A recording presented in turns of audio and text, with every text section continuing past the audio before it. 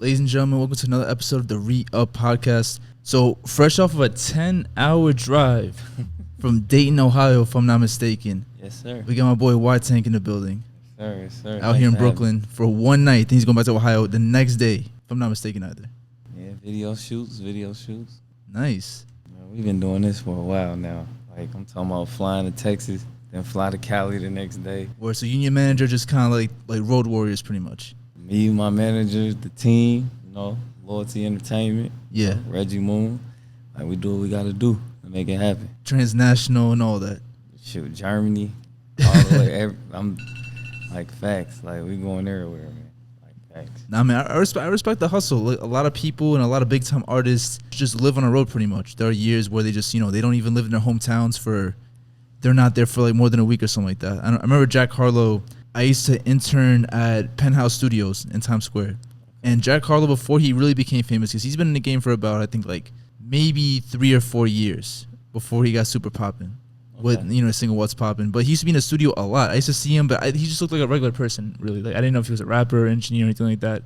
But, once the story kind of came out, I realized that, like, he started talking about how he was going all over the place, New York, Cali, Florida, just touring, doing small shows in small venues, and now look where he's at. So, that's one of the reasons I really respect music artists, is because it's one of the only professions that really require you to get out of your home state, your hometown, your comfort zone.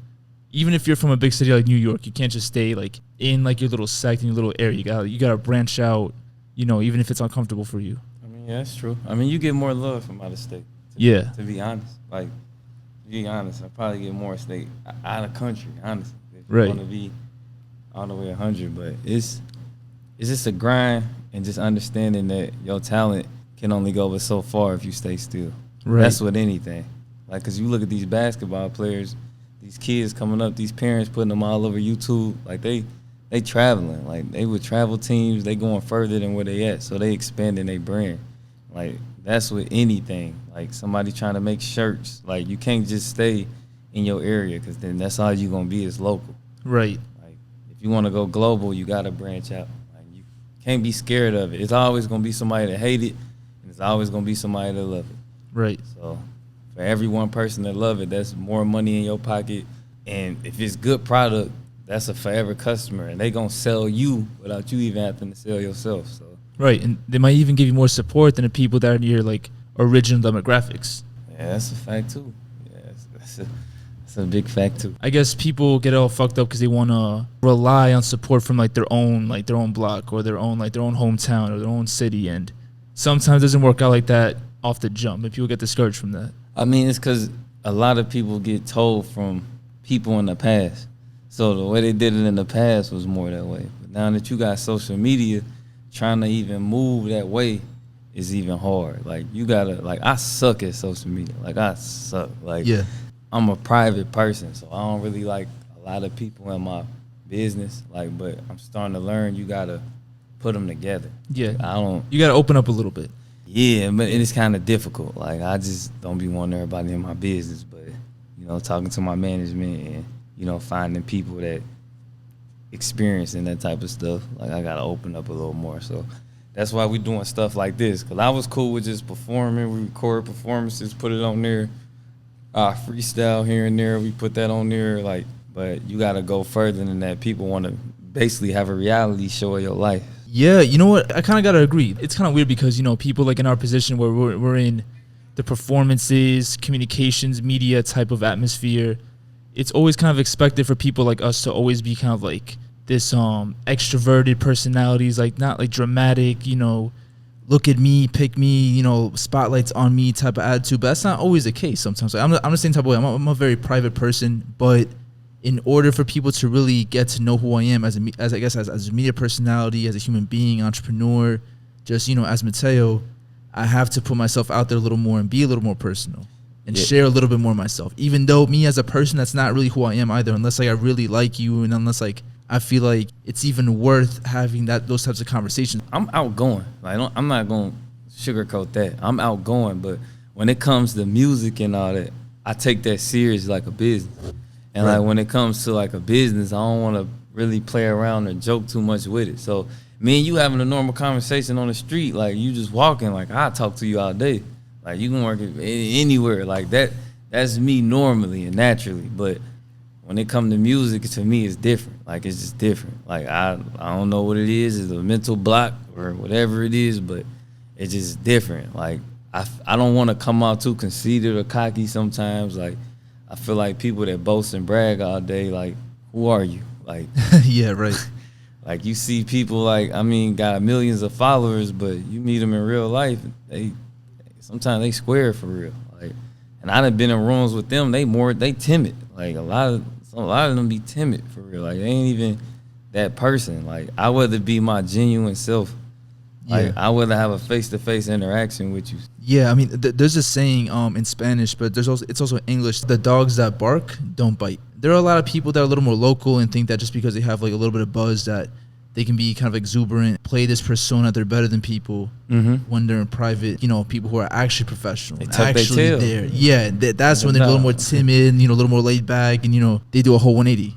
Yeah, I mean, I was blessed in a lot of ways. Like God put me through a lot of things earlier in life to kind of prepare me for this type of stuff. Like me going to the military, like me being in rooms and stuff like that really don't bother me for real. Like it's a lot of things that I was bred for, like seeing certain things, being in certain places, overcoming certain situations, seeing certain things.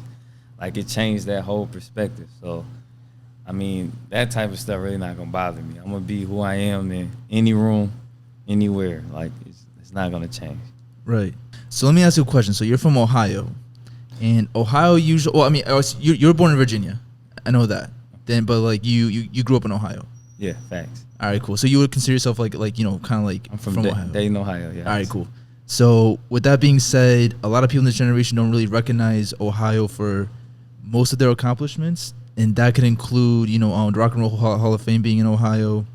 Obviously, LeBron's from Ohio. Bone Thugs and Harmony. Steph Curry. Yeah, John Legend. Exactly. Yeah. I mean, Ohio players. You know, Slave.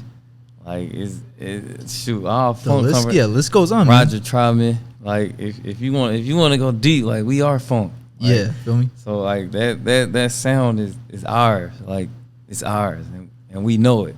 Yeah. And then the fact that we don't get the same respect that we deserve is mind blowing for real. Like, but I mean, it's internal stuff that happened in our city that, you know, we all this new wave of generation that's coming up and has been coming up trying to change, and it really just gonna take one of us. Like honestly, it's gonna take one of us, and once one of us break through, like we gonna make it. Like a Dayton, Ohio person usually stand out anywhere you go, and you'll probably hear every person from Dayton say that. Like we stand out wherever we go. Like we really don't blend in.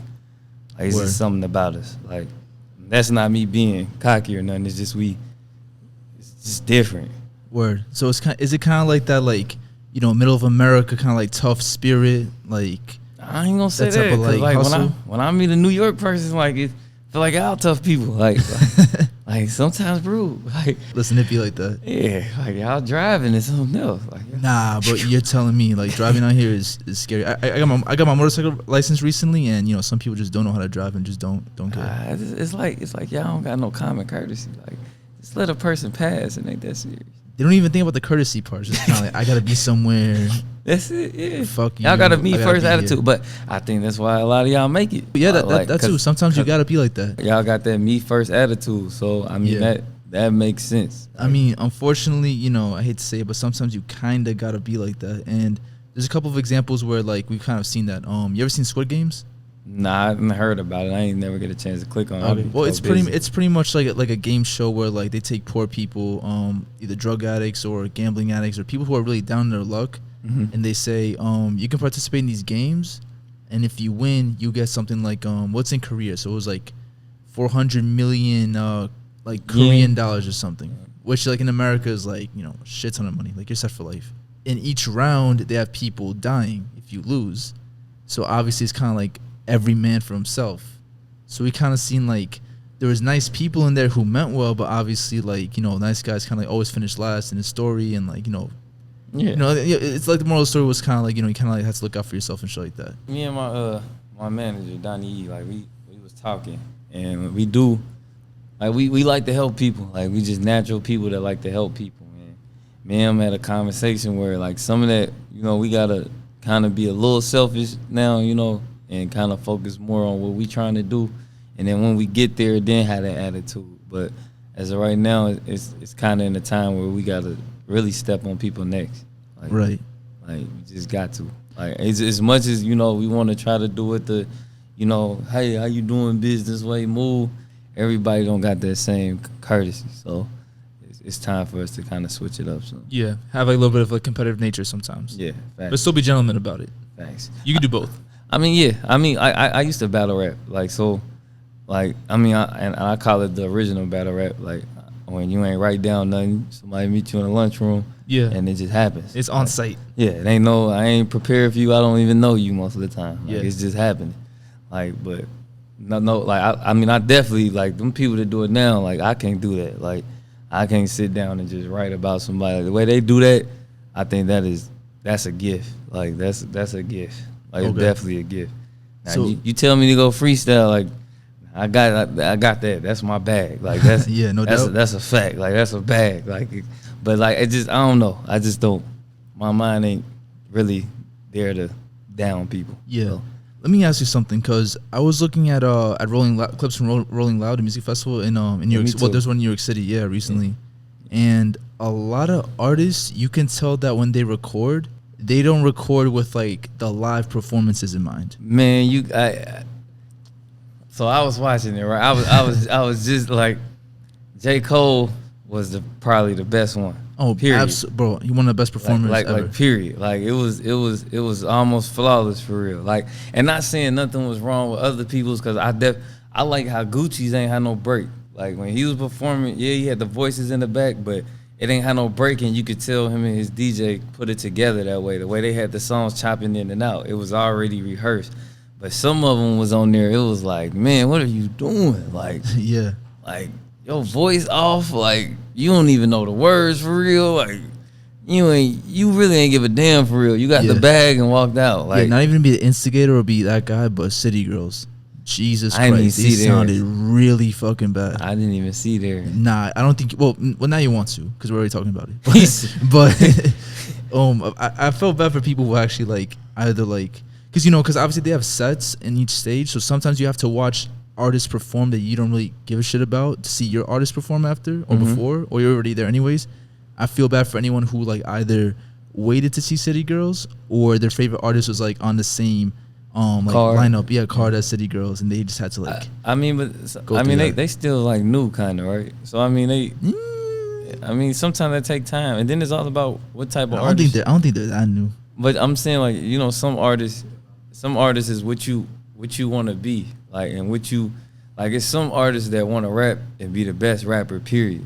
Right. Some people that rap just want the bag, and you got some that just they just got talent and they stumbled into it, and right. It's just something to get by until they really find their purpose. A lot of people, a lot of rappers, I feel like these days, not even in their purpose. Like they not even in that's not in their lane. It's just something that, it caught a wave, and that's why you see a lot of them branching off doing other things. Like I just don't feel like it was part of their purpose in life. Like right. I agree with you, but at the same time, like your bag, if a part of your bag is performing, then you should at least dedicate some of your performance to actually making it sound decent for your fans who are paying for your services and paying your bills. I wholeheartedly agree. Like it just take time, and that's why it's room for artist developers. Like it's people out there that's for that. You know what I'm saying? Like to help these artists with that type of stuff. I was blessed to, had a little performance. It's little stuff that I used to be embarrassed about as a kid. Like my uncle was a pastor, and my mom was like never on time for church. So he'll make me and my brother stand in front of the church and sing Jesus Loves You. Like, and when I say that, used to be like having all them old people and all them people just staring at you, and we the only two standing there gotta sing that daggone song out loud. That's pressure right there. But it prepped me for future things. Like, so like I really didn't understand it, but like everything in my life was for a reason. Like yeah, I was buzzing when I was a kid with rapping, but if I would have like made it as a kid, I would have been lost. So like I feel like God let me go to the military. Like when You go to the military, you start getting them little checks and start like we was wilding. Like a lot of the people that was in my class, we was wilding out. Like we was buying all type of stuff. Like basically disrespecting money. Didn't know how to respect money. And imagine if I would have got money on a different scale. Like I would have really, like I was, like the craziest things could have happened. So me going through a lot of stuff that I went through in life, it's prepping me for what I'm supposed to do in life. Word. So what made you go into the military? I had my son. Like, okay. I was a senior in high school, and I feel like I only had 3 choices: work at Cracker Barrel, sell dope, go to the military. And that was probably the best option for that recruiter. Shoot, I'm a person that I use probability and statistics in everything I do. And when you start showing me certain numbers, yeah, I could get a bag fast, selling drugs and Cracker Barrel. Hell no. Like I tell people to this day, like that was the hardest job I ever had in my life. Like them heavy ass water trash cans, trying to, like it was ridiculous. Like I wouldn't wish that on nobody. Like I ain't know how people, nah. But yeah, I think it was a good choice. I did hate it at first in a sense, because I told myself when I went to the military, I was really gonna be done with music, like not think about it. But it's just funny how I just gravitate. Like I'm in basic training and I'm rapping, and my drill sergeants and them is listening. Then I get the AIT. They was doing this little thing called Freestyle Friday in the middle. Like my people in my platoon, they pushed me in the middle. And mind you, they there to train us and all that. I got the whole entire platoon like staring at it. Then I get stationed in Germany. The people from my AIT, like some of them that was in the higher class, they tell people there, I performed at a club in Germany my second week being in Germany, like just off of just doing that type of stuff. Right. Then end up winning a competition in Germany. That's what got me like a real, good Germany connect when I won that competition. From there, like the connects, it moved, and then when I came back from Germany, I ended up going to Full Sail. And I think I had one of the biggest classes that was there. I ended up rapping in the middle of that, and that took off. So now I end up getting Florida connects. Like it's just everywhere I went, it just seemed like I ended up getting pushed in the middle, and it ended up just working out for me. Like, so that's why I say I'm blessed. I know this is part of my purpose. I ain't gonna say it's my, my end all be all purpose, but I know this is part of my purpose, and I know my voice is meant for something. So I'm gonna use it. Yeah, that's amazing, because I feel like when you find your purpose in life, and like it's kind of like the universe, whatever you want to call it, God, universe, whatever you want to believe in, and like kind of agree. Yeah, I believe in that way. Yeah. Oh, that's so like So when they both like meet and say, all right, cool, like this is gonna work. That's when everything kind of flows for you. So even though you're in the military and that has nothing to do with music, you still got a gig in Germany. Mm-hmm. You met DJs in Germany, if I'm not mistaken, from your Hollywood Unlocked. From whatever in the Hollywood Unlocked publication. That stuff came like it's just weird how all that stuff really tie in, like the whole story about it. Like I just can't wait. One day I want my Get Rich or Die Trying to 8 Mile, like, cause I know it'll be that's movie, yeah. Cause if people could just see it, like it got the the typical kid born without his dad and grow up in the little project parts. Like, it got them little parts, but then it also got like the ATL feel to it. Like me and my friends, we all been friends since 3rd grade. Like, and we all still friends now. Like, so it's a big group. That's a blessing right there. A lot of people can't say that. You know what I'm saying? So like a lot of people don't even understand. Like, it's people like, especially girls. Like, it seems like girls don't know how to stay friends for nothing. But it's like it'll be dope. Like, somebody come holler at me. Like, I'm trying to tell you. Like, when it Yo, 50 Cent, come holler at my guy. Yeah, that's what I'm saying. I'm talking about you doing all these thug drug movies, man. Hey, yeah. Let me give you something a little positive, a little bad. Like, hey. Yeah, and listen, man, 50's one of the GOATs as, forget rappers, Fact. just forget like entrepreneurs and creators. Yeah, him and Master P, boy. They something else. Went from selling drugs to music to apparel to liquor. Jay-Z is movies. the GOAT too. Yeah. He ain't really did too many movies. I already got that new one that he produced that's on Netflix. Netflix. I gotta check it out. Yeah, I was gonna check it out when we was driving, but I didn't think it was safe. Yeah. Because I was the one driving. So I didn't think it was safe. Yeah. Oh, speaking of Jay-Z and Ohio and the Rock and Roll Hall of Fame, Jay-Z recently got inducted to the Rock and Roll Hall of Fame, which is huge because we don't really see that many hip-hop artists in the Rock and Roll Hall of Fame. Him and LL on it. Yeah. LL he been nominated a couple times too. Yeah. It's crazy. Like I personally know a couple people that's inducted in the Hall of Fame. That's from one of the other managers in Loyalty, Reggie Moon. Used to play the guitar with a lot of them. So, and one of my mentors, Daryl Ease Posse rapper. I want to say he got something in there too. People gotta understand. They may not be the, we ain't got the biggest malls and all that now, but like we got something. Like it's definitely talent. Like it's talent flowing all through there. You got your legends out there. Facts. For sure. Facts. And I know a couple of them that can box with the best of them. Yeah, man, absolutely. I'm sure. All right, so let's get right into your music, man. I heard a nice little bop as soon as I followed your IG page. The single BAD, or like BAD or Bad. Yeah, I don't know how you pronounce. Yeah, Bad. So good women often don't get their flowers as much as they should, and I feel like that was kind of the whole point of the song. Am I right about that? I'm a guy that been through a lot. So like when it comes to relationships, like I understand the good and the bad part, but a lot of people let the bad outweigh their income on people.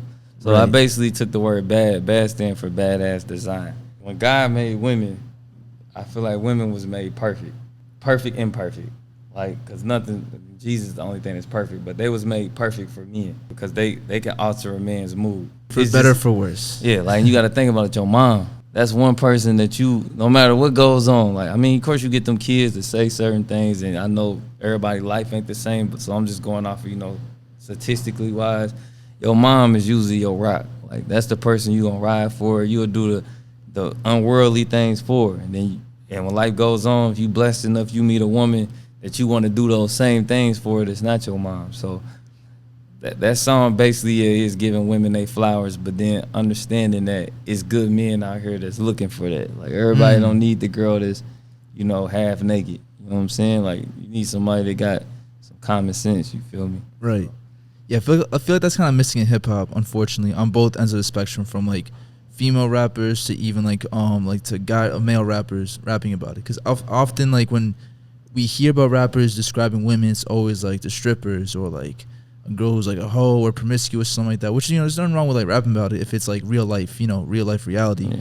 But at the same time also, we gotta think about, Lauryn Hills, Tupac's, what were they rapping about? How did they describe women? How did they describe, like divine femininity and all that? Yeah, I mean, sex sells. So at the end of the day, I mean, if you playing a game, like you gonna be what you gonna be. I'm a person that like old school R&B. You know what I'm saying? Right. I definitely like some of the new one, but I still believe in chivalry. You know what I'm saying? Mm-hmm. Like certain ways that I move and the way I talk. Don't get me wrong. I'm with the other stuff too, but I'm definitely not a hypocrite. I make it too, but at the same time, I'm still gonna treat a woman how a woman's supposed to be treated. Like that's just what it is. That's just how I am. Like I don't let people actions alter my moods. Like, right.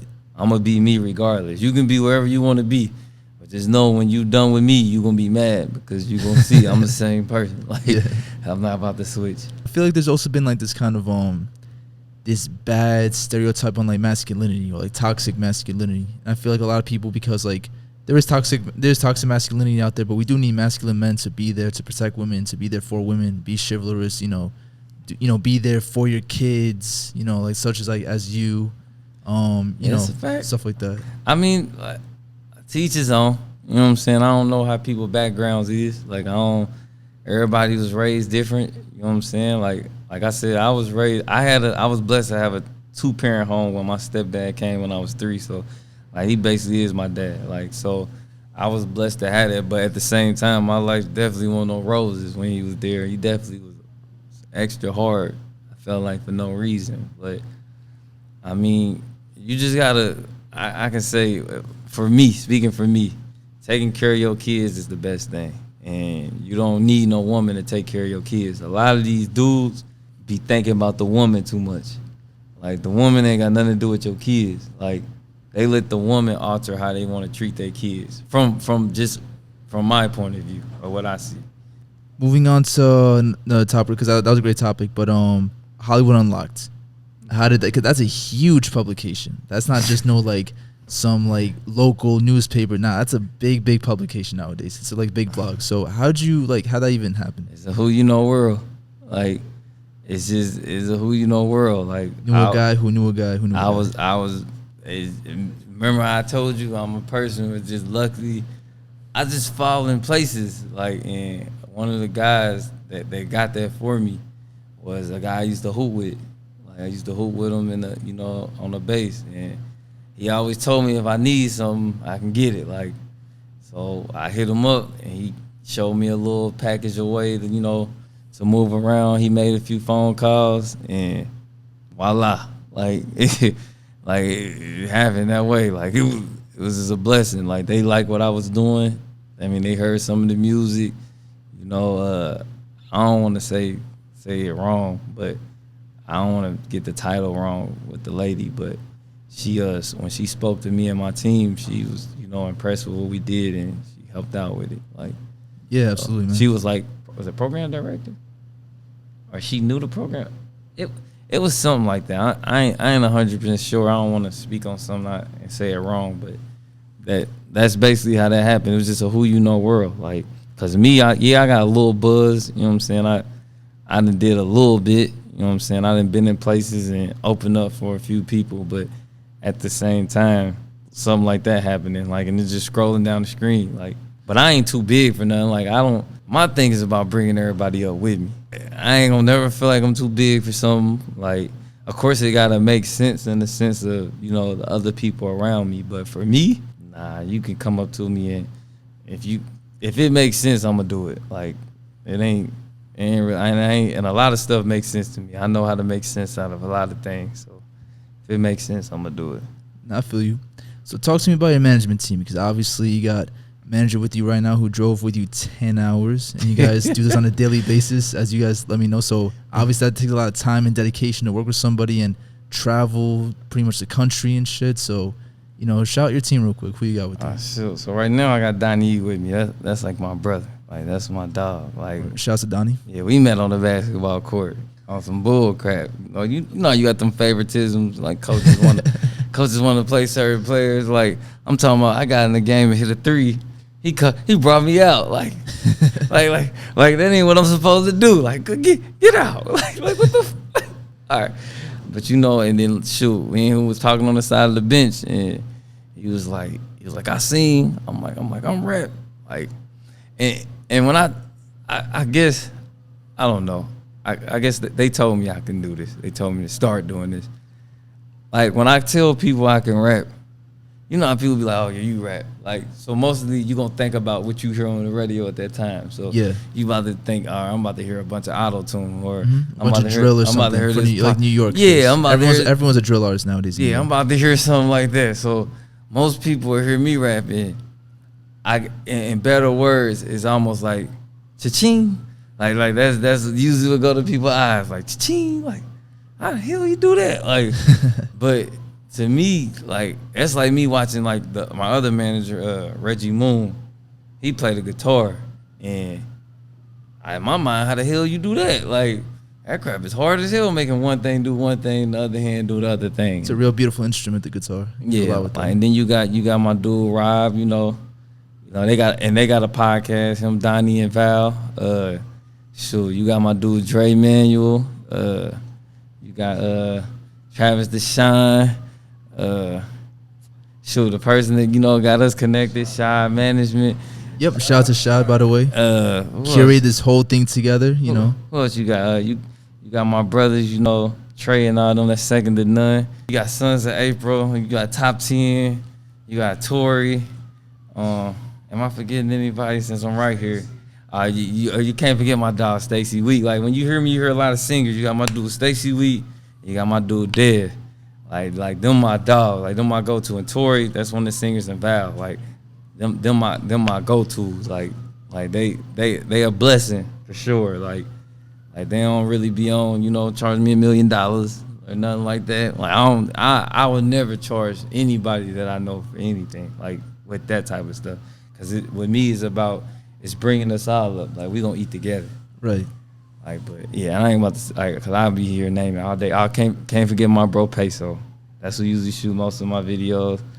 Like he could be my pain too, but that's my brother. Like that's a fact. Like I'ma hold him down regardless. Like I don't really care what nobody say. Like that's my dog. Like listen, it can't be all sunshines and daisies all the time. Facts. Like sometimes sometimes you butt heads. You know, sometimes my friends, my closest friends, my sister, you know, my family, I butt heads with them all the time. But you know, it's all from a place of love and like wanting to see us do well. Because if they didn't want to see me do well, they don't even give a shit to even attempt to argue or attempt to correct me or vice versa. So I feel like if you have that type of relationship, of course you're gonna butt heads, and of course disagreements are gonna come by, and of course things are gonna, you know, little bullshit's gonna pop up here and there. But as long as you have that foundation of, you know, loyalty and just overall love and genuine respect for each other, that's all you need. Everything else is just bullshit. I mean, yeah. I mean, let them tell it. I got a Tank can't be wrong mentality, but you know, I tell them it's like this. I feel like a lot of them be looking one-sided. Like, and to be all the way honest, sometimes I do agree with them, but I want them to make sure that they understand. I just like debating. I ain't gonna lie to you. I just like debating, and I feel like if people open their minds a lot, they'll see more than just one thing. But I mean, sometimes I do agree with them. Like, he says sometimes, every once in a while. Me and Donnie get into it. Out of one out of every 5 arguments or something like that. Yeah, I win a lot of them, you know. You know, and I know it pains them. Donnie's probably like, yo, let me get on the mic real quick and try to, you know. I know it pains them to tell me I'm right sometimes, because I don't let them lose it. You know, I definitely make sure that they feel it. You know what I'm saying? You know? Tank, is that stubbornness, bro? Do you think that's just like straight up stubbornness, or do you not know when to stop? I'm not gonna call it stubbornness. That's not a bad thing either, by the way. I'm just asking. When I was a kid, you know, you gotta understand. When I was a kid, I was dark skinned around a lot of light skinned people, man. And you know how many dark skinned jokes it is. So you go through a lot. So when you get your moments, you know, to even make a Lord Donnie, you know, he with me. But when you get the chance make somebody, you know, you understand, like, well, you wrong. Tell me I'm right. You know, it feels good. Nah, I'm just playing. But nah, it's I ain't gonna say I'm stubborn. I just like debating. Like, okay, I just like debating. Like, I think that's what it comes down to. All right. Like I know LeBron James is good, but once somebody tell me, you know, he great or better than Kobe and something, we about to have a conversation. Like, right, okay, we need to talk. That's a very hot topic. Yeah, like we need to talk. Like, hot button topic. Yeah, you know what I'm saying? Like that's cold. Like nothing against Bron is great. Don't get me wrong. Like he is amazing, but he ain't cold. And it's just he ain't cold. Let me ask you something. Backtracking real quick. Germany. Where you work with DJs in Germany, producers in Germany. I'm guessing engineers in Germany. DJ Vision. You already know. I can't forget. Man, I mean. That's self-explanatory. You know, Danny B is Let me tell you how glad. Man, you don't know this, Danny B. Let me tell you something.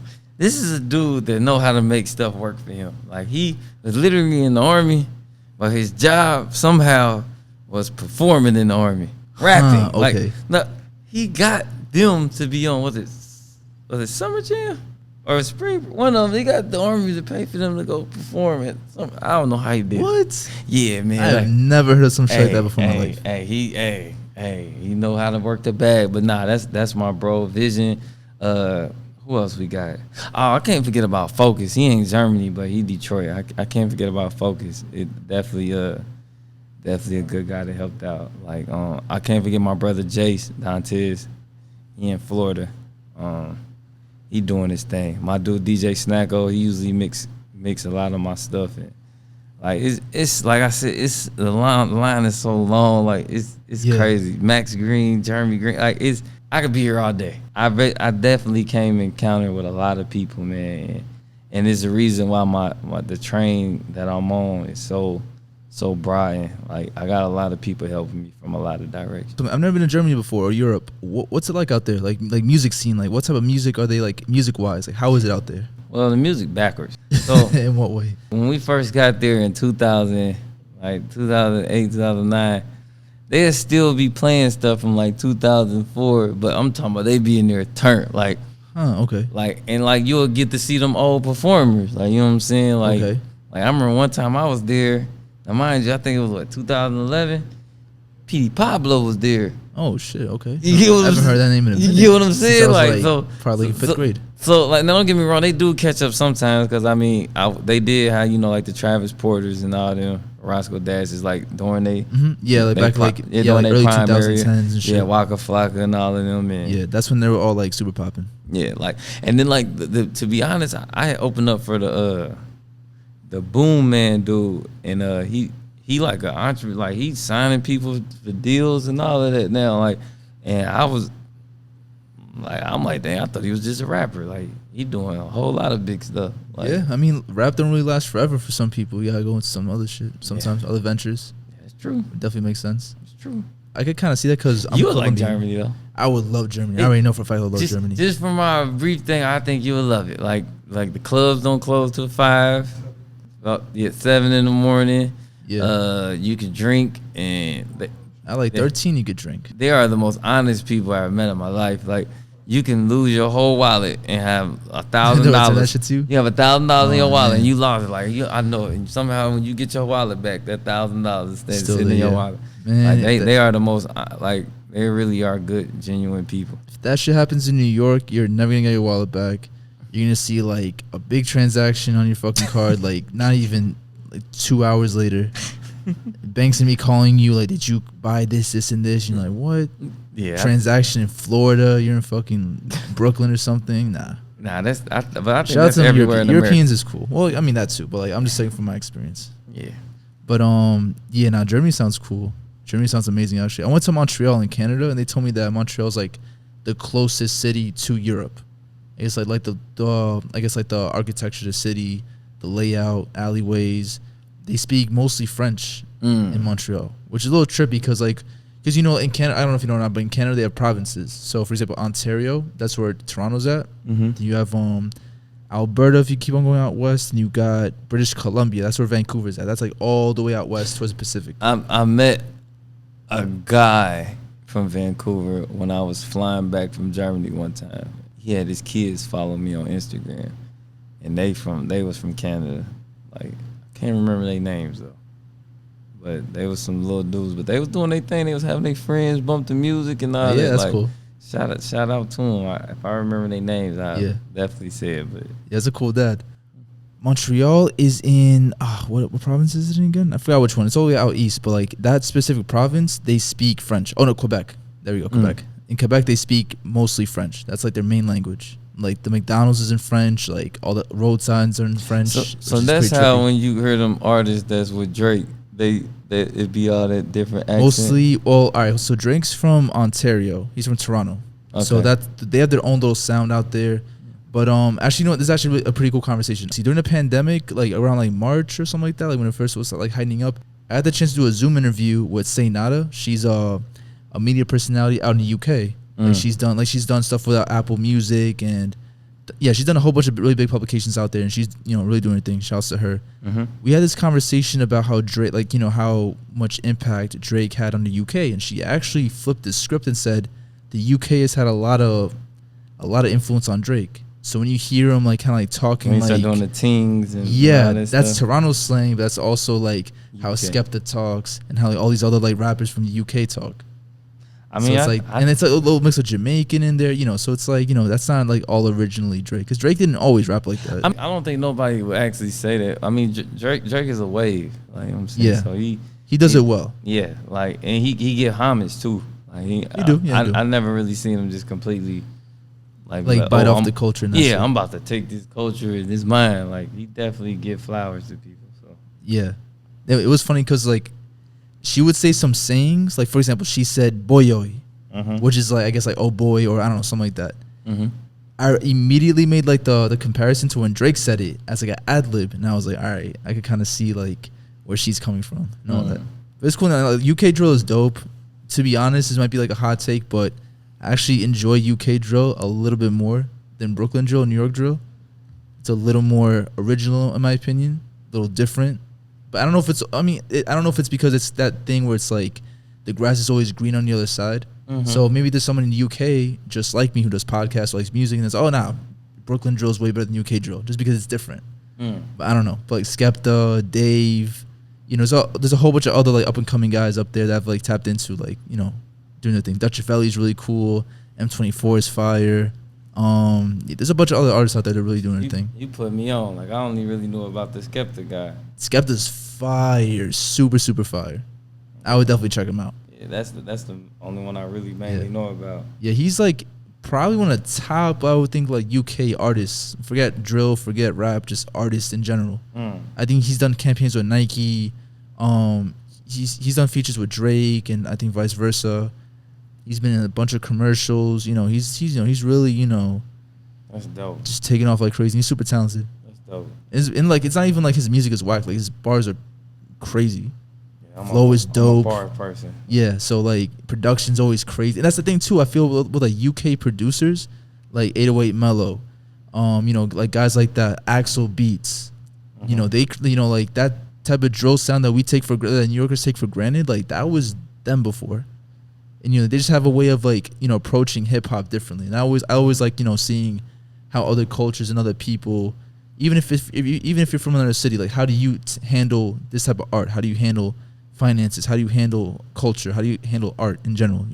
It's always cool how everyone like kind of differentiates it, because there's no right or wrong way to do something. Yeah, it's just based on what your perspective is. See, I mean that came from the old school, like people telling Prince, the way he did his bars, like with the beats, like was wrong, like, or telling what was it, James Brown? Yeah, and they was trying to like, it's no right or wrong way. It's if people like it, people like it. Like just be you and express you. Right.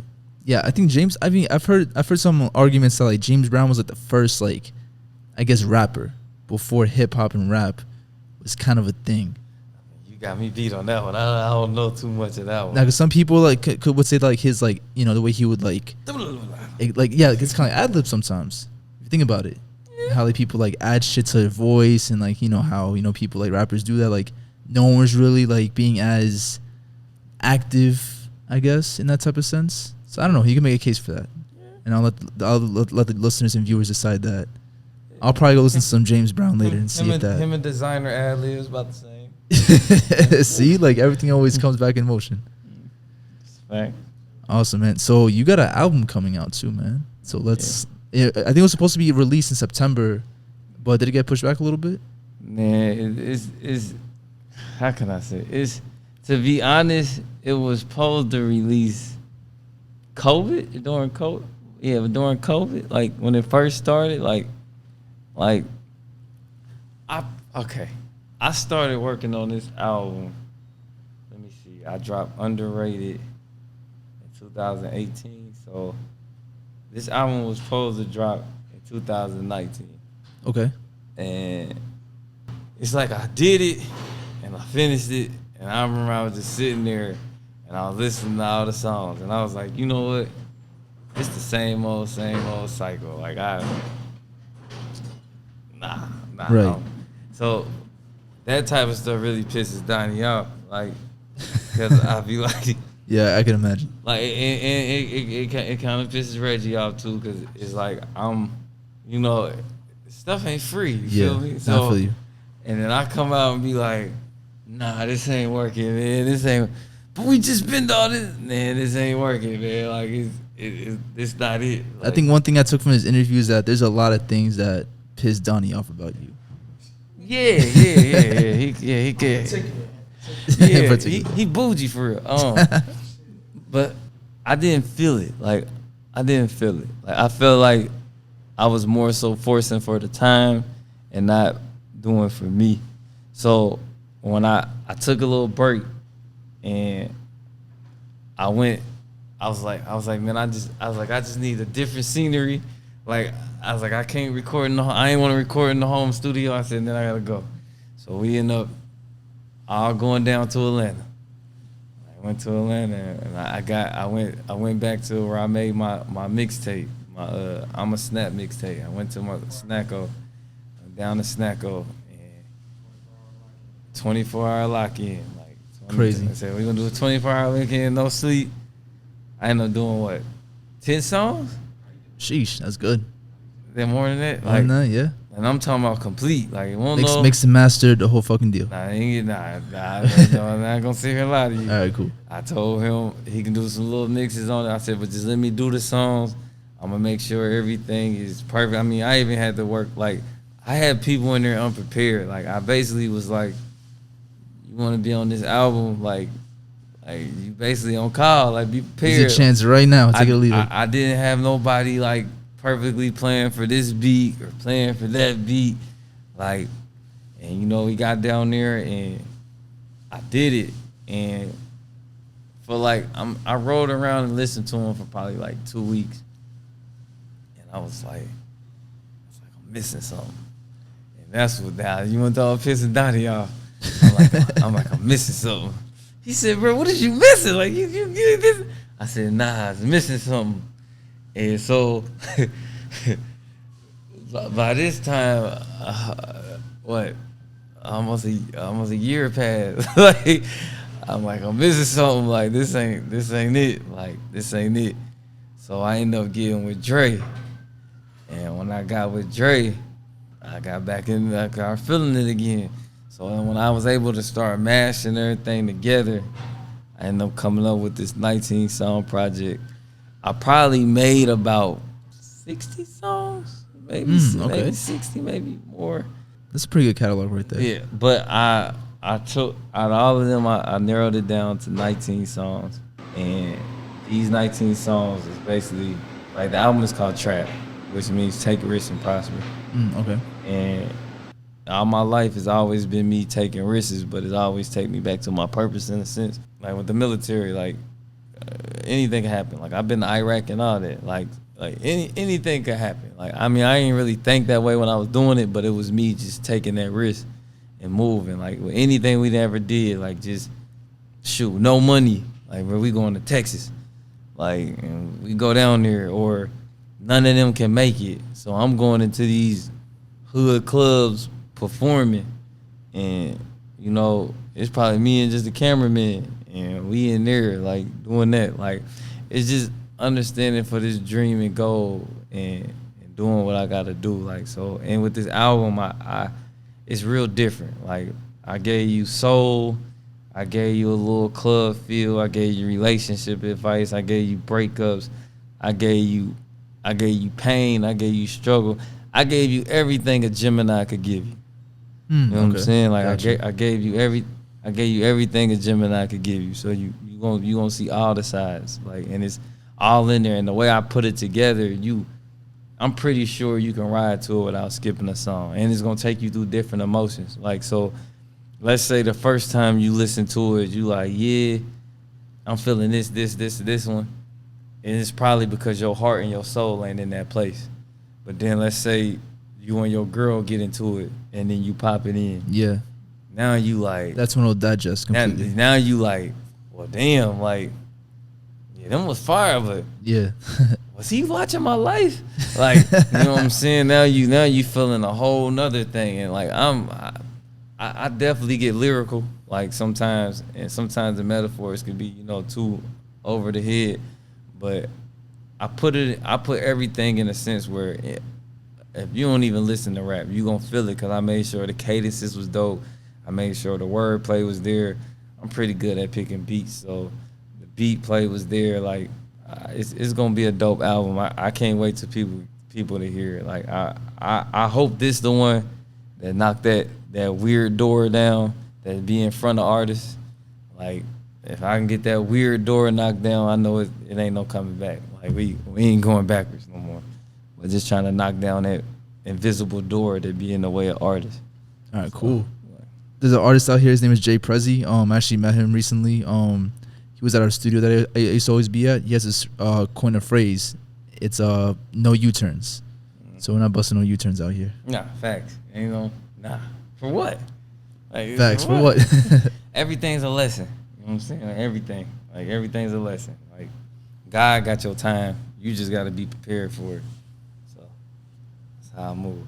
All right, man. Absolutely. Yo, listen, I want to thank you guys for coming out here. Listen, I've never in my entire life heard of anybody taking a 10-hour road trip for a podcast interview or a radio interview or even any type of interview in my life.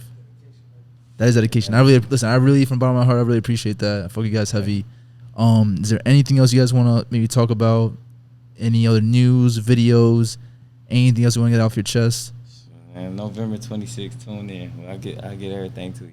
All right, man, absolutely. Everything to you. Next time we gotta get Donnie on the microphone too, because I feel like we didn't get his side of the story too much.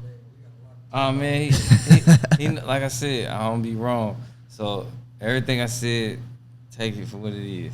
That's what it is. Like, all right, there you go. See, I'll take that. Yeah, here it goes. That's all you need. All right, ladies and gentlemen, this is a real podcast with my guy Tank. Appreciate it, man. Thanks.